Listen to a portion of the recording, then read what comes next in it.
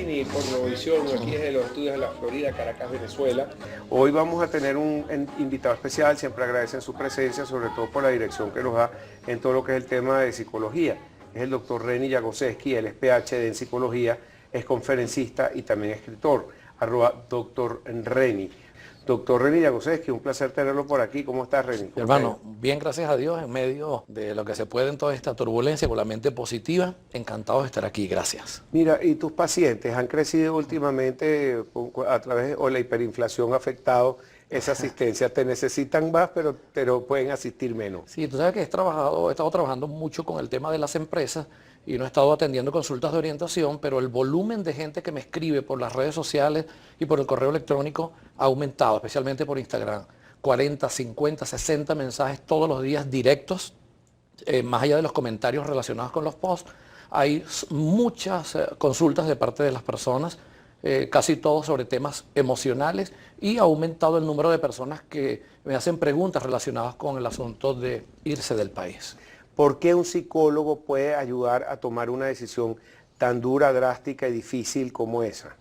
Porque puedes llevar a las personas a tener conciencia de si la decisión es realmente pertinente, de cuál es el balance de los factores que tienen que ser considerados allí, costos, beneficios, oportunidades. Es que no todo es para todos en todo momento. Hay personas que tienen las ganas, pero no las condiciones. Que al deseo hay que darle capacidad, decía William James. Tienes que saber cuándo es el momento para tomar una decisión. ¿Y quién como puede esa. hacerlo? La gente no puede dar un salto al vacío, por ejemplo, ese Sí, tipo las de personas cosas. no pueden dar un salto al vacío, necesitas tener ciertas conexiones, para eso son las telecomunicaciones. Tienes la posibilidad de tú conectarte con gente, de tener un piso mínimamente abonado antes de tomar una decisión tan fuerte, porque se produce un resquebrajamiento muy duro del tema familiar. Entonces me escriben personas, mi hijo está afuera, o me escriben otros, estamos afuera, pero tenemos a nuestros padres en Venezuela. Es una situación compleja, la verdad. ¿Qué consigues tú de las personas que se han ido, han regresado, se van? Háblame un poco de la experiencia personal de cada una de estas personas. Mucha ansiedad y mucha tristeza. Las personas tienen, parafraseando la canción, el corazón partido. Y es duro porque si tú le dices a las personas, necesitas enfocarte en el presente, en donde estás. Es como cuando tú terminas una relación. Si tú no puedes terminar una relación de pareja o divorciarte, y entonces vas a cargar una foto de recuerdo de tu pareja anterior. Entonces, claro, pero no puedes dejar, si dejas que a tu mamá, un hermano o a tus amigos más queridos de la infancia, o compañeros de trabajo, excompañeros, no los vas a olvidar. No, yo no te digo que los olvides. Lo que digo es que si te quedas atrapada o atrapado en la nostalgia o el corazón partido de cuándo será que vuelvo, no puedes tener entrega y no puedes hacer la siembra necesaria en el nuevo lugar donde ahora estás. Ajá. La vida se vive en el presente. Uno puede tener sus momentos de reencuentro utilizando los medios para ello, WhatsApp, Skype, etcétera. Pero si tú quieres tener éxito en algún lugar al que acabas de moverte y de mudarte, tienes que enfocarte. Si la energía está dividida, es como que vas a cargar un peso con un solo dedo de la mano y no con los 5. Tienes que enfocarte. Qué interesante, porque yo veo que muchas personas que emigran, en vez de hacer vida en su nuevo país, en integrarse en la comunidad, e integrarse con los nuevos problemas políticos, sociales, económicos del nuevo lugar, se enganchan de aquí, pero con una manera Es correcto. apasionada. Sí, ciertamente, yo estoy de acuerdo y justamente creo que es comprensible pero equivocado. Es comprensible que las personas estén allá pensando en sus seres queridos y en la situación del país en el que han vivido durante muchos años, pero como lo dije ahora y lo repito, si tú quieres tener éxito en un lugar, tú tienes que conocer las reglas del entorno, tienes que adaptarte a ese entorno, tienes que acostumbrarte a la moneda, a las noticias, al lenguaje, a las personas, a los modismos, a la comida, y para eso tienes que aplicar un programa de inmersión, tienes que imbuirte con la vista, con el oído, con el olfato, con el gusto y con el tacto. O sea, si tienes el cuerpo en un lugar y la mente en otro, esa fragmentación no te permite realmente tener dominio del entorno. Claro, entonces esas personas que agarran y entonces a las 4 de la mañana, tuitean tal y tienen, me imagino, con trabajo, porque no puedo pensar que están en eso todo el día, porque ¿qué pasa cuando tratan de hacer esa inmersión? ¿No se sentirán a gusto? ¿Se sentirán que son como turistas, visitantes de los sitios que están, que no se están adaptando? Bueno, esa es la decisión que hay que tomar. Es como vivir a medias, comer a medias, relacionarte a medias. Para que algo funcione y tenga éxito, tienes que inmiscuirte, tienes que participar. Ahora, no vamos a ser extremistas porque es algo normal. Por ejemplo, mis 3 sobrinas están en Inglaterra, tengo un hermano que también está en el exterior. Es decir, prácticamente yo soy en mi familia directa el único que queda en Venezuela.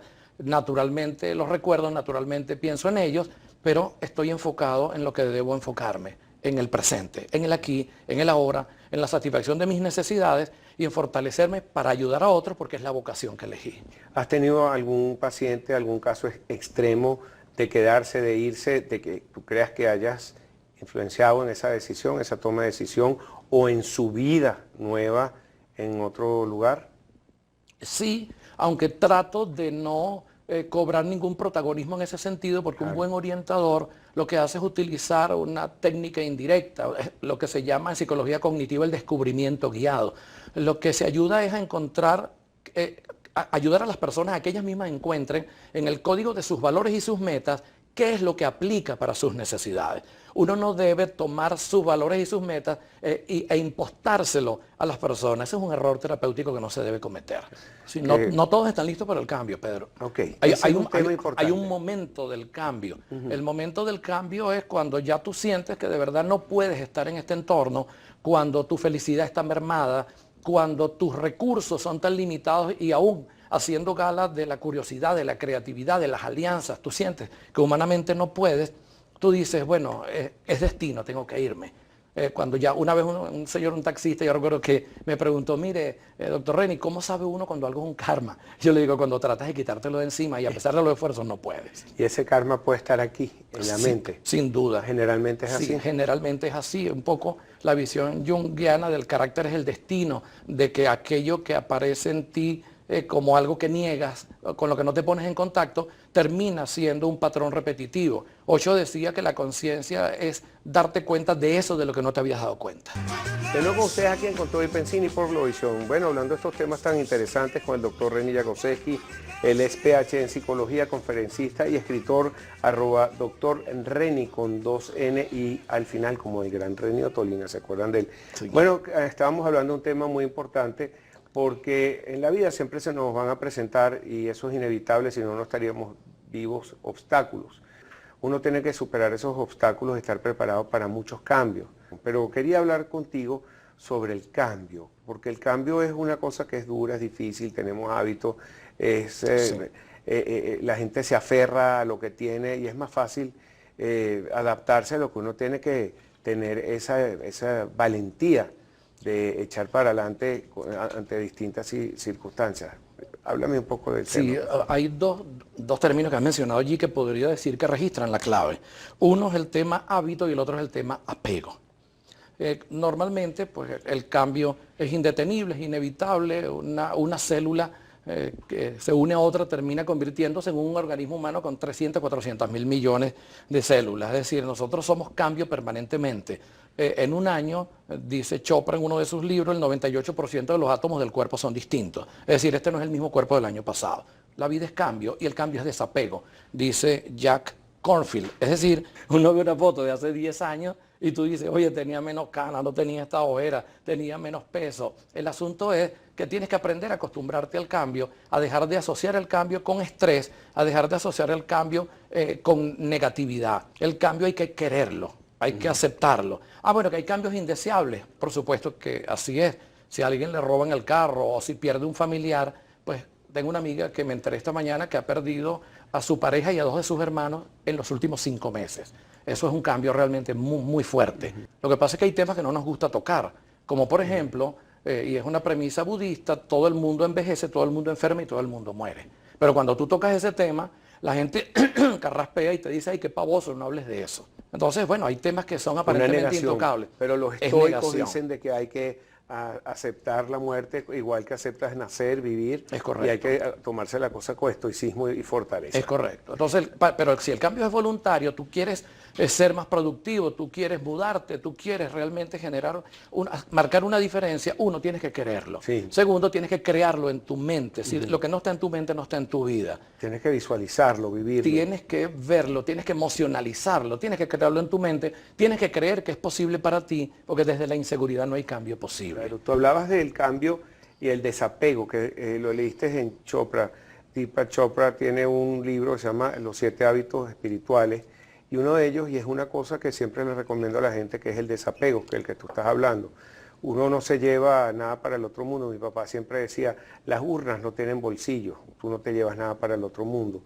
Entonces uno tiene que ser desapegado. Y una de las cosas que más cuesta, por ejemplo, en estas decisiones de irse del país o cambiar de trabajo o cambiar algunas cosas, es que la gente no es desapegada de las cosas materiales y a veces hay que desprenderse de todo. ¿Qué opinas entonces sobre ese desapego que es tan importante? Sí, creo que es necesario practicarlo porque nuestro sistema cerebral es un sistema que genera hábitos para no tener que tomar microdecisiones a cada instante. Cuando tú vas a cruzar una calle que la cruzas todos los días, tu cerebro no puede detenerse a pensar, hacer así, a ver dónde está la brisa, a ver cuántos vehículos vienen. Es decir, tú estableces una especie de aproximación por ensayo y error. Y hábito.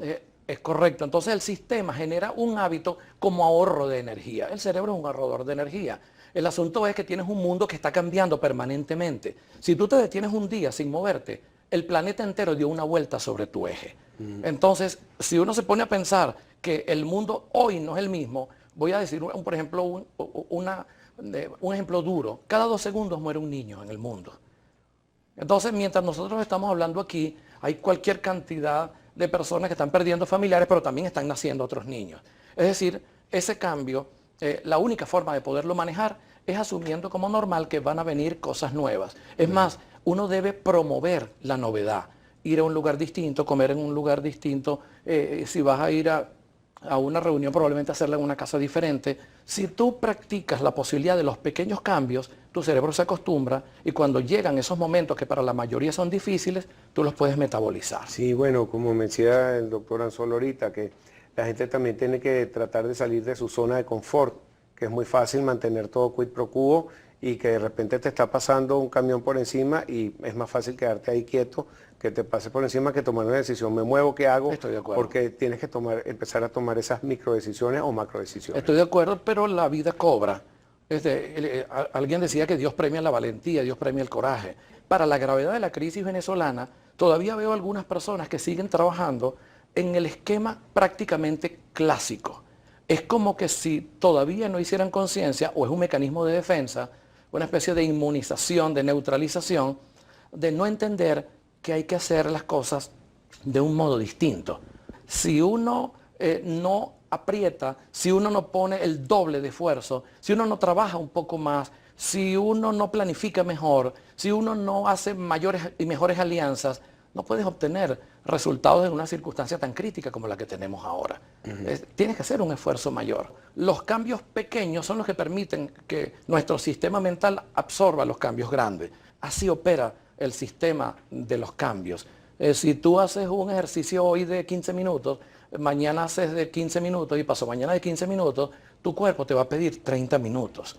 Esa es la forma. Lo que pasa es que también en la cultura del celular, en la cultura de telecomunicaciones, que tú te metes aquí, pues bajo una tesis de una universidad internacional en 5 minutos, a veces nosotros no entendemos que no todo puede funcionar igual, que el mango tienes que esperar que madure y una vez de aquí no puedes parir un muchacho en 3 meses. Es decir, hay procesos que duran más tiempo. De repente tú quieres terminar una carrera universitaria y te quieres ir, pero te faltan 2 años. En estos días me preguntaba un muchacho, ¿qué hago? ¿Interrumpo la carrera? De nuevo con ustedes aquí con el doctor René Jagoseski, PhD en psicología, conferencista y escritor.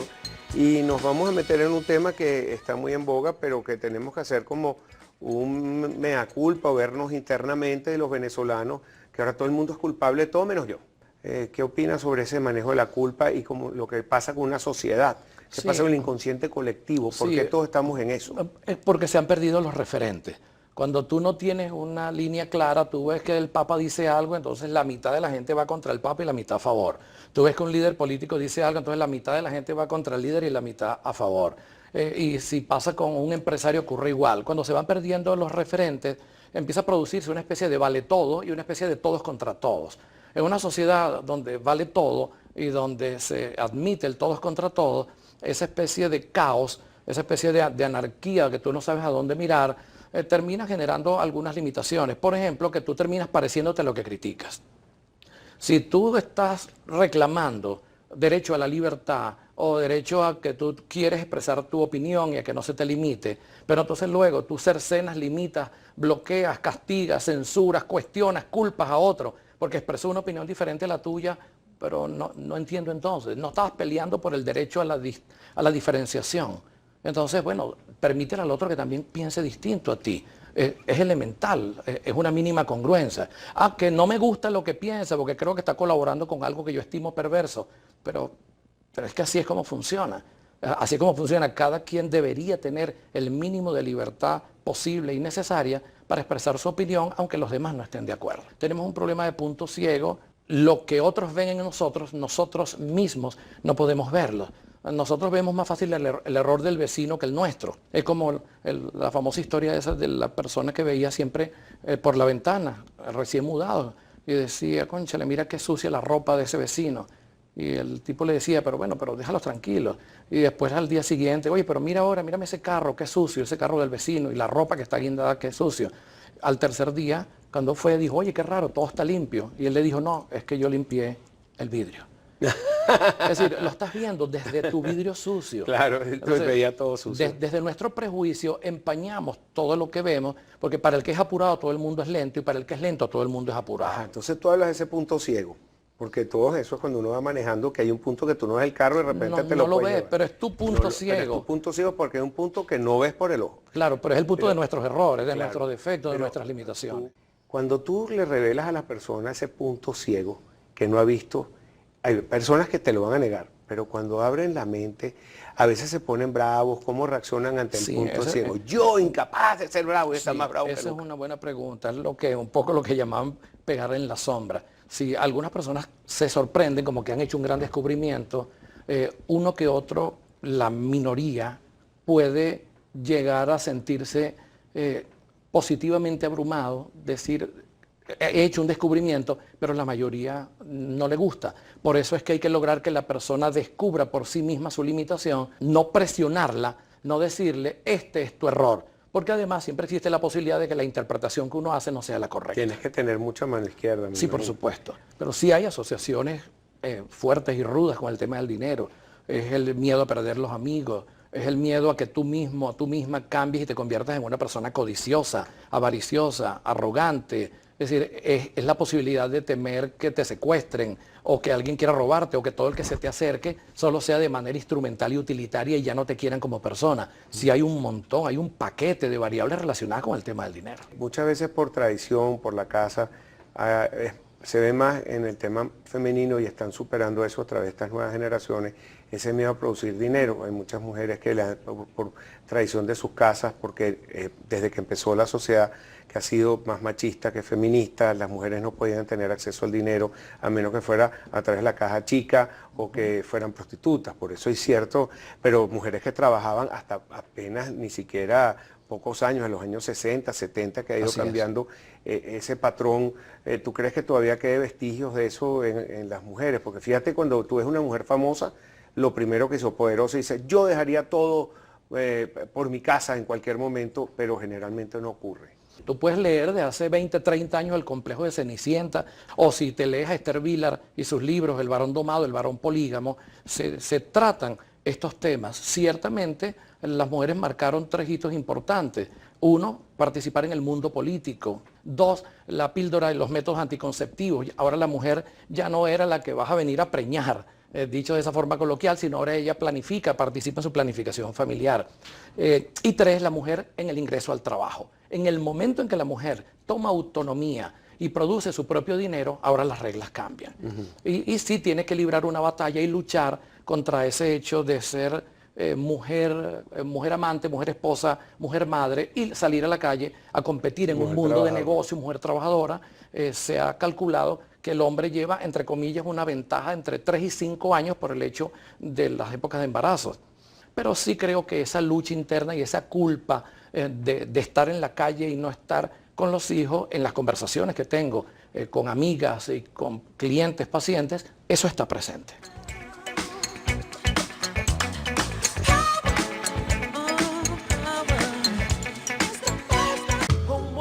Estuvo con ustedes aquí en Con Todo y Pensini por televisión, pero no es que me ría, pero esa canción la debe haber escogido sin duda el doctor Anzola, recordando su juventud. ¿Quién es que la cantaba? Si me lo pueden decir. Suena como Rafael, ¿quién es el que cantaba esa canción? No, pero no, es brasilera. Sí, sí. Dice, dice que es más bien, Alexander Báez, pero yo creo que es el que cantaba Quiero tener 1.000.000 de amigos, ¿verdad? el Roberto Carlos. Roberto Carlos. Suena eso, ¿verdad? Se nos cayó la cédula. Oye, sí. Sí, bueno, doctor Jagoseski, estábamos hablando sobre todas estas parejas que obligatoriamente se han tenido que separar por cuestiones de trabajo, país, lo que sea. Y cómo ha aceptado eso, ese cambio tan drástico en una familia, pierden o la mamá o el papá estar ahí. ¿Qué dicen los niños? Muy fuerte. Sí, conozco distintos casos de manera muy cercana a algunos y otros indirectamente por los escritos que recibo. La afectación de los niños es severa, severa, muy grande. No se le puede explicar a un niño que es un tema económico, que es un tema productivo. En el lenguaje casi binario, blanco-negro del niño es no me quieren. Recuerda que el niño no tiene la experiencia, el sistema lingüístico, los referentes mentales para poder establecer las comparaciones, ni voy a esperar al futuro. Todo el mundo sabe que el niño es inmediatista y tiene la tendencia a que lo que quiere es su placer inmediato. Es su naturaleza, hasta que el cerebro comienza a desarrollarse y más avanzado, entonces tienes el sentido autobiográfico de pasado y futuro, pero antes no. Es muy duro el tema de la separación. Y en la pareja, debo decirte que está causando un caos el tema de la separación, porque he visto, sobre todo en el caso de hombres que se van para abrir camino y luego se van a llevar aparentemente a sus esposas, y recibo muchos escritos de esas esposas diciendo que el hombre ha cambiado, que ya no es igual, y nosotros sabemos pues que el varón es muy proclive, muy propenso al tema sexual, lo es estando casado, incluso a veces siendo relativamente feliz. Hay por supuesto la visión moral y la visión biológica o neurobiológica. La visión moral es que cómo se le ocurre a ese señor cuando esa familia está en esa crisis tener por allá otra mujer. Pero necesita afecto. Desde el punto de vista neurobiológico, el hombre tiene entre 15 y 20 veces más testosterona, casi 3 veces en su cerebro el área sexual es más grande y normalmente el hombre tiene un impulso sexual bastante difícil de controlar, es una lucha. Entonces por eso lo podemos ver biológicamente o lo podemos ver desde el punto de vista moral, dependiendo cómo cada quien lo quiera abordar. Y esos hijos, cuando empieza a faltar o el padre o la madre, me imagino que sufrirán una gran depresión. Sí. ¿Qué se puede hacer con esos niños? ¿Cuáles son los síntomas que sí que se ven? Sí, aislamiento, retraimiento. Aislamiento, retraimiento, porque hay gente que está interesada. Llanto espontáneo, pérdida de la motivación, la ansiedad del futuro, de cuándo viene mi papá o mi mamá, o cuándo nos vamos. A pesar de que las redes hoy en día puedes ver a las otras personas hasta como todos los días. Sí, pero no es lo mismo, es el trato, el afecto. No sustituye el abrazo, no sustituye una cena familiar, no sustituye un domingo en el parque con los padres, no lo sustituye. Sí, por supuesto que tú puedes generar paliativos, mantenerlo ocupado, generar entretenimiento. Cuando tú pierdes de pronto un reforzador positivo tan importante, sobre todo si estás muy apegado a tu padre o a tu madre y de pronto ya no está, no es fácil generar un elemento sustitutivo. Pero, ¿cuáles son? Y perdóname que te toque este tema, es muy delicado, que es el suicidio. Lo tengo que hacer porque si tenemos alguna persona que estaba viendo esta conversación y puede notar algunos síntomas de cualquier edad, de una esposa, del papá, del niño, ¿cuáles son los síntomas que uno tiene que estar notando para evitar de que esa situación ocurra? Sí, normalmente el aislamiento, las conductas depresivas, porque la asociación directa entre depresión y suicidio suele ser muy elevada. El lenguaje negativo, la persona pierde interés por las metas, pierde la capacidad de proyectarse hacia el futuro y ya no muestra interés por compartir, por estar alegre, por buscar momentos de placer. La desesperanza, la idea de que así ya nada es importante. Y con las parejas que siguen juntos o de alguna manera se ven, se visitan en esta situación, la parte sexual me imagino que cae mucho, o bueno, cuando se ven debe de haber mucha pasión, pero... Depende del tipo de persona, porque tú sabes que así como en el reino animal existen mamíferos, aves, reptiles, anfibios y peces, también en el reino de lo humano existen diferentes tipos de personas. Como que te hacen esa pregunta con mucha frecuencia. Es que hay personas que la distancia los enfría y hay gente que la distancia los enciende. Depende un poco el tipo de personalidad y cómo se maneje la relación a distancia. Lo que pasa es que algunas personas lo que no tienen a la vista para ellos empieza a dejar de existir. La memoria opera por capas.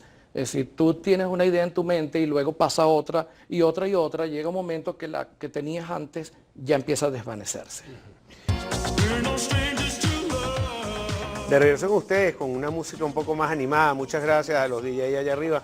Tenemos al doctor Reni Jagoseski y me está trayendo este obsequio. Se lo quiero enseñar, que además que bien bonita la portada, bastante mercadeable.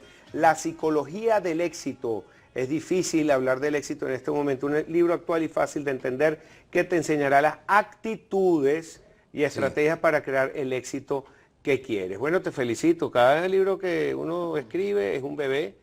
Ya tienes varios y siempre es un orgullo. Y sobre todo en este momento, mi editorial se fue, la editorial de mucha gente se ha ido, pero bueno, tuviste la oportunidad de escribirlo. Cuéntanos sobre esto rapidito. Sí, este es un libro que yo había publicado en una oportunidad, pero cambié la editorial, estoy con la gente del Grupo Planeta, como ya tú sabes, y ellos pues se interesaron en este libro justamente después del libro que salió hace un año y tanto, que es El Cambio Emocional, que ya va por su tercera edición. Pero la psicología del éxito, yo diría que es perfecta para un momento crítico donde hay desmotivación, hiperinflación y donde mucha gente se pregunta ¿cómo hago para lograr objetivos? Bueno, ahí tratamos justamente estos aspectos: actitud, aptitud, estrategia, incluso la forma como te proyectas, tu imagen, las alianzas, el poder de las relaciones. Hay personas que tienen en su caja de herramientas 20, pero no lo saben, usan 3, usan 4. La idea es potenciar, y está escrito en palabras muy sencillas, con ejercicios, como una guía fácil de poder manejar, gráficos, explicaciones, ejemplos, para que las personas puedan tomar de allí esas herramientas necesarias para lograr objetivos incluso en un momento tan crítico y tan particular como ¿Dónde este. lo pueden adquirir, doctor Jagoseski? Bueno, está en las librerías más importantes. De todas maneras, he estado publicando una lista de algunas de ellas donde el libro puede ser localizado. Sí, mire, doctor Reni, ¿alguna palabra final para subirle el ánimo a la gente? ¿Cómo pueden hacer, subir la autoestima? Porque mucha gente está decaída. Yo sé que hay muchas personas estoicas que todos los días se levantan con el ánimo del venezolano, pero hay muchas personas que están muy golpeadas con la situación. Sí, pues tenemos que enfocarnos y tenemos que defendernos psicológicamente. Estamos en un momento de defensa mental, de resistencia mental, porque es natural que cuando pasa el tiempo, los días, las semanas, los meses, y las personas ven que el tema inflacionario, que la inseguridad, que el desabastecimiento pareciera estar allí y no se marcha, las personas tienden a desanimarse. Pues en realidad es más bien el momento para nosotros resistir, para enfocarnos en nuestras posibilidades y, como dije en estos días en un post que puse en Instagram, para hacer tu parte. Nosotros tenemos que hacer cada uno nuestra parte, porque en realidad esto es como una especie de rompecabezas. Es como un mosaico que vamos armando en conjunto. Y si cada persona es capaz de tomar las decisiones más inteligentes, de seguir preparándose, de hacer alianzas con las personas correctas, de no dejarte contaminar con la información negativa y de preguntarte cómo haces para dar lo mejor y para acceder a lo bueno, entonces vamos dejando de lado lo mediocre. El riesgo es acostumbrarnos a lo malo, acostumbrarnos a lo mediocre, permitir que nos desanimemos y esperar que venga un Mesías Salvador. Yo tengo que sembrar mis propias semillas, yo tengo que cortar el monte de mi propio jardín y tomar la decisión de que no me rindo y sigo adelante. Doctor, siempre es un placer hablar contigo, Reni. Un millón de gracias por estar con nosotros. Gracias por esas palabras. Tienes que darnos pronto algunas de esas charlas tan maravillosas y los ejemplos que nos gustan mucho. Bueno, síganlo, si no, a través de las redes, @Dr. Reni. Por ejemplo, uno de los posts que vi hace poco es ese ejemplo que siempre pones: ¿cuántos cuadros ves tú aquí?